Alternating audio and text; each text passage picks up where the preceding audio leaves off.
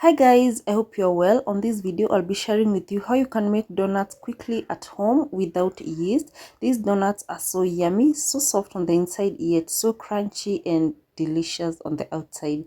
Thank you for clicking on this video. Let's get started. So like always, for the ingredients, check the first pinned comment under this video. You're going to take a screenshot of those ingredients and their quantities.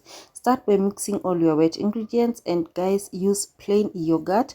If you use flavored yogurt, try and use vanilla flavored yogurt. To that, you're going to add sugar and 1 egg and 1 egg yolk, guys. And then after that, you're just going to add salt, and after that you're going to add vanilla essence if you do not have if you did not use the vanilla flavored yogurt. But if you used the vanilla flavored yogurt, you do not need to add vanilla essence. Now vanilla essence is good because it helps to get rid of the eggy taste in your baked goods like cakes, mandazis and donuts. So you're just going to add that and then give it a very good mix, ensuring that everything comes together nicely. Use a whisk. I find this one to work best, but if you do not have a whisk, you can use a fork or even a spatula. And then after that, just prepare your flour, and to the plain flour add baking powder.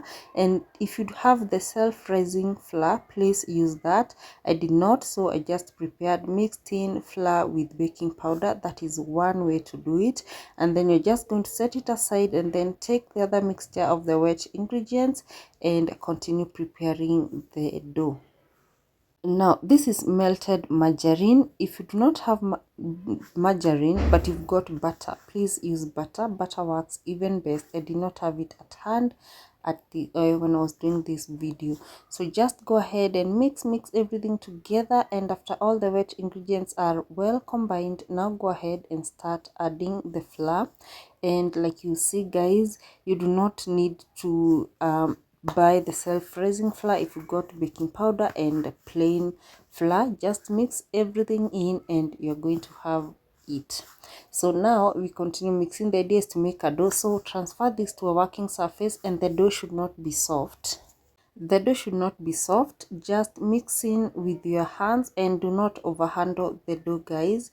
Just go in with your hands. After everything has combined well, you're going to transfer it to a working surface.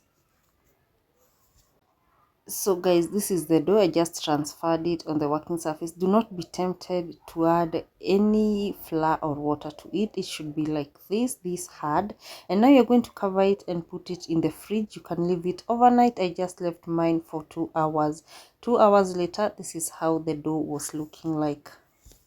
Remember when I was keeping it in the fridge, it was kind of hard to work with, but now it is very easy to work with it after letting the dough rest in the fridge. So you're just going to roll it slowly. Like you see guys, this dough can break, so be very careful. And this is the thickness that I was going for. And then we're just going to start shaping the donuts. And to shape the donuts, you need a glass or a tumbler like this one, and just for shaping, cut into big two small rounds like you see here, and then another very small one at the middle, just to get the donut shape. I'm sure you get the picture and you can see from the video as well. And guys, this is what I was talking about. You see, you do not have to leave your dough to rise for long if you're, as unlike the time you're using the yeast made donuts. So I like this recipe more because you can do it within the shortest time and the donuts will be ready. Here are my donuts, and now we are going to move on to the frying part. And when you are frying, guys, ensure that you dust it with a little bit of flour so that when you're handling it, you do not change the shape of the donuts. Just insert a mwiko into the oil. If you see bubbles from the sides of the mwiko, you know that the oil is ready. Now the oil should not be very hot, and also for the flame, use very little fire, like medium to low flame. And the idea here is to get the donuts cooked on the inside, because remember they are very thick, so they are going to take some time to cook. And also keep turning and basting on top just to ensure that they cook fully. If you cook with very high flame, they are not going to cook on the inside because of the thickness like mentioned. So be sure to keep turning, to keep basting with oil like you see, until you get a golden brown product. And guys, the more you cook them slowly, they are going to be so crumbly, guys. I really loved this recipe, guys. If you do not ever try any recipe from this channel, please try this one, because you are going to love it.